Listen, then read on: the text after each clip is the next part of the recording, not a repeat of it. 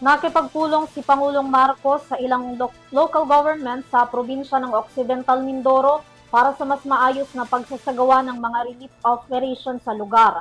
Ang probinsya ang madalas na tamaan ng mga kalamidad na silang apektado pagdating sa mga pananim ng palay. Alamin ang detalye ng balita mula kay Catherine Landicho.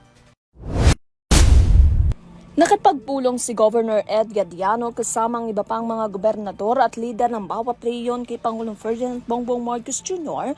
upang talakayin ang mas epektibong pagpapatupad ng mga relief operations sa lalawigan na maaaring maapektuhan ng kalamidad.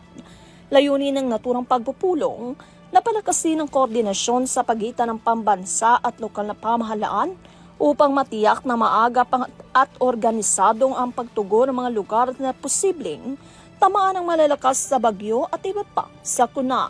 Kabilang sa mga natalakay ang direktiba ni Pangulong Ferdinand Bongbong Marcos Jr.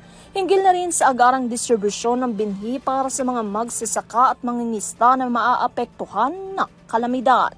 Tinalakay rin ang pagpapalabas ng pondo para sa iba't ibang tulong pinansyal upang makatulong sa mga pamilyang naapektuhan, gayon din ang pagpapabilis ng pamamahagi ng ayuda para sa komunidad.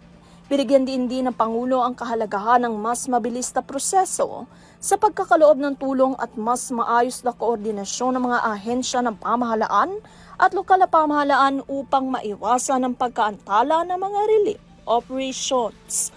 Samantala, tiniyak naman ng mga dumalong gobernador ang kanilang pakikipagtulungan sa pambansang pamahalaan upang maipatupad ang napagkasunduang hakbang at masiguro na agad na makakarating ang tulong sa mga nangangailangan, lalo na sa mga lalawigang madalas tamaan ng kalamidad tulad na lamang ng Occidental Mindoro.